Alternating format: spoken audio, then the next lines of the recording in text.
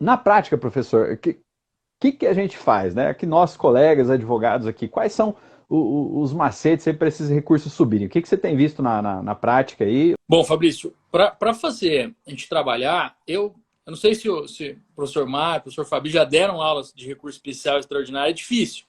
Essa aula, assim, é uma aula que você deixa lá para o finalzinho do processo penal, já é uma aula difícil porque você tem uma série de senões para apresentar, para falar do debate. Mesmo que talvez faça um bom recurso especial extraordinário, talvez ele não suba, né? Ele não vai subir É, por conta de N questões. Eu até falava. jurisprudência defensiva, né? Como você falou. E, aliás, é uma aula de processo civil hoje em dia, porque o processo penal não contempla, né? Essa é a Você tem realidade, né? um legislativo, processo penal, em que praticamente você vira um professor de processo civil para trabalhar com aquelas questões, e isso, lógico, você transporta toda uma matéria, você está batendo ali no processo penal, falando de apelação, recurso em sentido estrito, etc. De repente vem toda a carga de processo civil e o processo civil com todas as suas peculiaridades. Mas o que tem que tomar cuidado, professor Fabrício, é que muitas vezes o que a gente percebe, e isso é uma dica básica, assim, mas que a discussão ela tem que começar desde a primeira instância, né? Essa visão assim de processo, essa visão do que eu vou fazer, ela tem que ser colocada desde a primeira instância, porque senão a própria ideia de pré-questionamento ela vai ser barrada, né? Não houve pré-questionamento. Eu tenho visto alguns colegas aqui, advogados, que fazem isso muito bem, assim, utilizando de todos os dispositivos nos tópicos. Então, olha, já pré-questionando o dispositivo tal, nos pedidos, fazendo isso de uma maneira muito clara, dispositivo tal, para que lá na frente não haja nenhum tipo de debate. Mas, uma das questões que nós sempre utilizamos, depois da decisão, se for o caso, você ainda apresenta embargos de declaração. Você vai fazer oposição dos embargos de declaração. E mesmo depois dos embargos de declaração, se vocês acompanharem sessões do STJ, vocês vão perceber que isso é recorrente, ofensa ao 619. Então, mesmo depois, o que acontece? O tribunal ele não quer examinar o presidente, ele quer barrar o vice-presidente, e se alega ali uma ofensa ao 619. E o STJ anula a rodo, né, dizendo, olha, aqui teve sim pré-questionamento e tudo mais. Então, essa também é uma situação que nós verificamos assim de maneira recorrente. E tomar o cuidado, que é aquele cuidado básico de, por exemplo, jamais invocar qualquer tipo de situação probatória. Você transcrever um depoimento, falar de cotejo probatório, falar de exame probatório, comparação probatória, isso automaticamente vai inviabilizar o teu recurso. Eu acho que essa ideia aqui é uma ideia interessante. Um outro ponto, ao se fazer aquele cotejo analítico, o cotejo tem que existir mesmo. Comparar exatamente. O que a gente tem visto que tem sido eficiente é você fazer um quadro comparativo. Você faz um quadro comparativo. Nós ainda nem chegamos naquela ideia de visual law e tal, mas esse quadro comparativo ele já ajuda bastante. Para você dizer, ó, o tribunal disse isso, esse tribunal fez isso. O tribunal disse isso, o tribunal fez isso. Fazendo mesmo esse juízo aqui para que haja essa análise, para que haja essa comparação. Então, essas são algumas pequenas dicas aqui que nós tentamos colocar para fazer isso. E outra, estar muito atento à orientação jurisprudencial. Uma regrinha básica é conhecer os informativos do STJ. Todos os informativos eu tenho que estar atento, tenho que acompanhar. Eu faço um exercício aqui que é assim, terça-feira eu deixo ligado o STJ, fico trabalhando, meio que ouvindo o que está acontecendo, meio que pescando ali algumas coisas, e muitas vezes você vai identificando situações ou outras. Existem sites aí que são bacanas também, Instagrams, que eles fornecem as principais decisões da semana. Eles fazem relatórios, fornecem. Não é uma forma de você se atualizar e trazer matérias.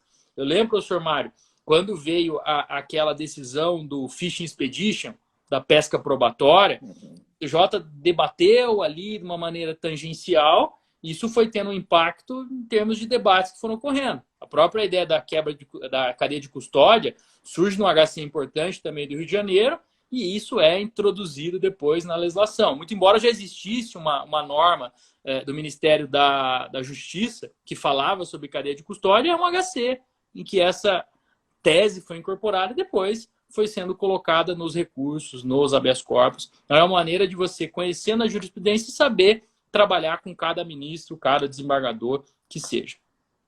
Rafael, tem uma pergunta aqui. Inclusive, essa ideia de trabalho desde a primeira instância é fundamental. Hoje mesmo eu estava fazendo a resposta à acusação e já botei um tratado internacional desde ali. Porque você tem essa hipótese também de subir um especial, não só o vilipêndio à lei federal, mas também, eventualmente, a um tratado internacional, né? Agora, a pergunta que eu tenho é muito prática também, no sentido de fazer esse quadro, né, esse cotejo aí, comparando os acórdãos. Só para quando você está falando em divergência jurisprudencial ou quando está falando em violação à lei federal também, porque às vezes eles falam, né? Também na linha, acho que é a A lá também nessa situação tem que estar em acordo, né, com a jurisprudência e tal. É legal fazer esse quadro em todas as hipóteses, na sua percepção? Posso fazer também, não haveria problema. A ideia da contrariedade à lei, eu acho que ela é um caminho assim, um pouco mais fácil de você trabalhar. Eu gosto particularmente, e nós temos tentado aqui no escritório incorporar bastante isso de visualização, né, de você usar imagens. Nós não chegamos a ter ali um visual law, tal, mas alguns quadros que nós estamos construindo, algumas ideias, isso agrada, assim, porque até a própria entrega de memoriais, por exemplo, memorial tem que ser algo muito enxuto, algo muito objetivo. Não adianta. Às vezes você vê alguns colegas com memorial de 10 páginas. É inviável uma leitura numa quantidade de processos que você tem. Então, essa ideia assim, de você fazer cronologias, comparações, ou até esse quadro com contraste ali, talvez, de uma cor que seja uma cor, claro, né? Nada chamativo, nada disso. Isso me agrada, para você demonstrar, ó, a lei diz isso, o juiz fez isso. Então, não posso fazer, o juiz não pode perguntar. Aí você começa o juiz perguntando. Então, são situações que eu acho que facilitam a visualização. Mas aí, Fabrício, também digo, com muito cuidado. Hoje se fala até da maneira de você ter a tipografia e tal, né? Então também tem que tomar cuidado, porque muito grifo, muito grande, assim, atrapalha. Tem muita gente estudando isso, demonstrando parcimônia. Cuidado, porque daí o professor Mário pode falar aqui que às vezes tem petição que é terrível, né? Você tem um choque, assim, de olhar, às vezes até com marca d'água, enfim. São situações que desagradam ele olhar. Então, isso também é um cuidado que você tem que ter em termos de organização. Eu tenho uma fama aqui, Fabrício, que eu não sei se é boa no escritório, porque eu vou cortando tudo as petições.